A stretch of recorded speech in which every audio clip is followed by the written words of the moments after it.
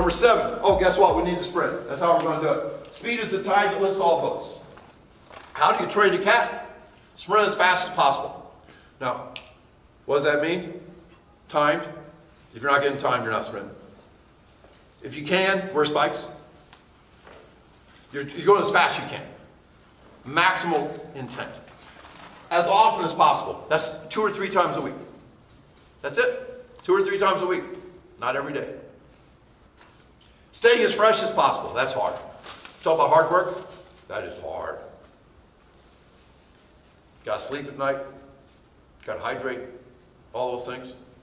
The hardest thing we do are the things away from the track. Extreme results never come from moderate exercise. Bill Bowerman, got my picture with him. My only time at Eugene. He was a great coach from Oregon. He had this idea. Even though he's a distance coach, he had some good ideas.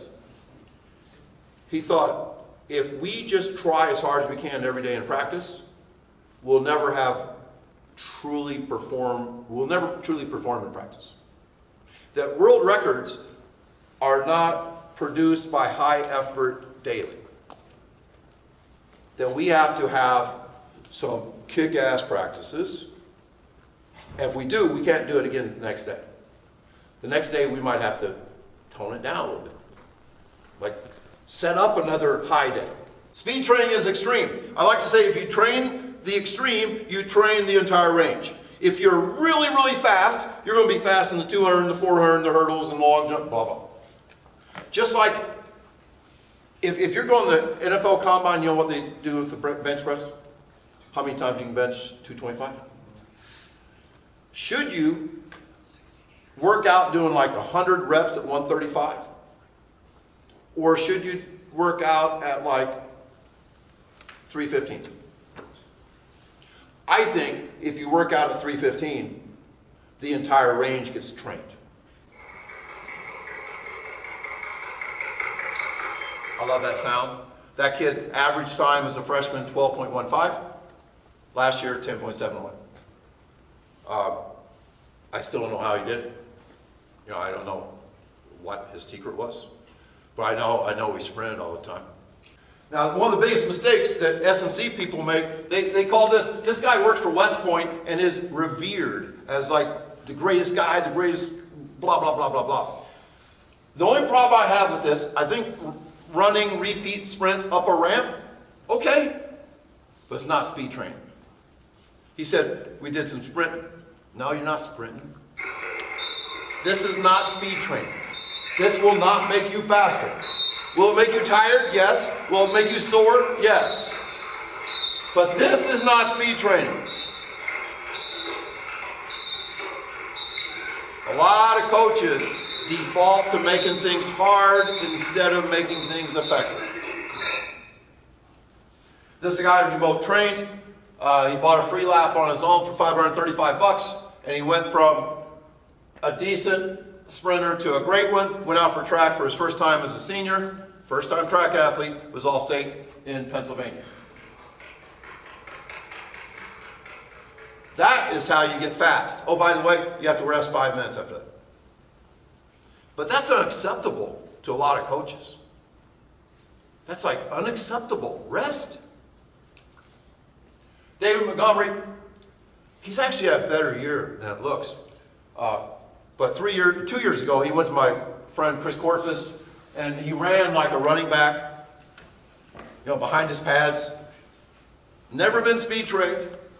Chris got him to lead with his heart and worked for 8 weeks, improved his miles per hour from 20.9 to 22.1. David called a press conference and said if I could re-enter the combine, instead of running a 4.67, which cost me millions of dollars, I would run 4.47 now. Because I just spent 8 weeks with the best sprint coach in the world. Pretty smart media move. I think you have to measure speed, free lap. To buy a free lap system for your school and train like a group of 40 guys or so, it's going to cost you about $2,800. But that stupid weight room costs about $250,000. Tell the booster club instead of like blow-up helmets with smoke machines for their players to run through before the game. Maybe do something that helps. I don't know how you coach sprints without free lap. We're real big on miles per hour. We get back, usually about 30 yards, whatever they want, unlimited, and we go as fast as we can. We measure how fast they are in the 10 meters or 10 yards. People say, oh, you need to be running 30s. Shut up. You don't live where I live. We have an area about 70 meters long to run our sprints. We can't run fly 30s. It takes 30 meters to get in, 30 inside, 30 to decel. We'd be running through the wall. So we run 10s indoors, no big deal. And then we convert that by a simple division problem. And then my guys wear them every damn day.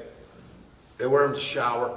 I mean, it's a badge. I mean, if you go 23 miles an hour, we had 3 guys last year at 23 miles an hour. They're all no false positives ever.